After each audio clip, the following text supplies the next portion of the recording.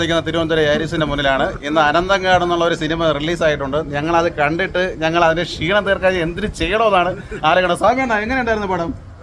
നിങ്ങൾ പറഞ്ഞ പോലെ തന്നെ കുറച്ച് ക്ഷീണം പരിപാടികളൊക്കെ തന്നെയാണ് സിനിമ സമ്മാനിച്ചത്. പക്ഷെ നമ്മളെ ഇന്ദ്രൻ ചേട്ടന്റെ പെർഫോമൻസ് വളരെ ഗംഭീരമായിരുന്നു അല്ലേ? പക്ഷേ കാര്യമില്ലല്ലോ, പുള്ളിനെ കൊണ്ട് നിർത്തി കഴിഞ്ഞാൽ എല്ലാ സംഭവമാണ്. പക്ഷെ നമുക്ക് അതൊരു എഫക്റ്റീവ് ആവാൻ വേണ്ടി നല്ലൊരു കഥ വേണ്ടേ, നല്ലൊരു തിരക്കഥ വേണ്ടേ.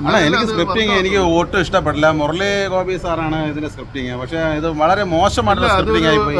പഴയ പോലെ നമ്മുടെ ഒരു സംഭവങ്ങളൊന്നും വർക്കാവുന്നില്ല ആ ഒരു കാര്യങ്ങൾ. പക്ഷെ കുറച്ച് ചിലയിടങ്ങളിൽ ചില ഡയലോഗൊക്കെ ഓക്കെ എന്ന് പറയാം. പ്രത്യേകിച്ച് അവസാനം നമ്മുടെ തിരുവനന്തപുരത്തിനെ കുറിച്ച് പറയുന്ന ഒരു ഡയലോഗ് ഉണ്ട്. പക്ഷെ അത് തീർച്ചയായും വ്യക്തിപരമായിട്ട് ആൾക്കാർക്ക് അവരുടെ രീതിയിലായിട്ട് അത് വായിച്ചെടുക്കാൻ പറ്റുന്ന രീതിയിൽ വേണമെങ്കിൽ വായിച്ചെടുക്കാം. പക്ഷെ ഞാനത് എന്റേതായ രീതിയിലാണ് അത് പറഞ്ഞു കഴിഞ്ഞാൽ കൂടുതൽ സ്വാമിയാണ്. നമ്മളിപ്പം കയ്യിലിരിക്കണ പൈസ കൊണ്ടുവന്നിട്ട് ഉണ്ണുന്ന നെല്ല് വാങ്ങിച്ചിട്ട് പണ്ണുന്ന കാളയെ പോലെ ഒരു അങ്ങനത്തെ ഒരു പരിപാടിയായി. ഇപ്പൊ ഞാൻ ഇപ്പൊ എന്തിനു പറയാനെന്നാണ് കാര്യം പറഞ്ഞു പോകും.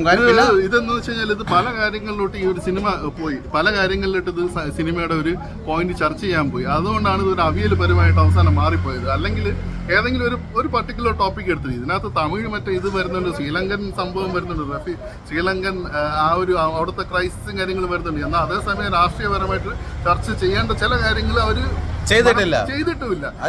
കുറച്ചുകൂടെ കൊള്ളായിരുന്നു. അത് ചെയ്യാതെ അപ്പൊ ഇന്നത്തെ സിനിമയുടെ വിശേഷം കഴിഞ്ഞു. അപ്പൊ അടുത്ത സിനിമ വിശേഷമായിട്ട് വരാം.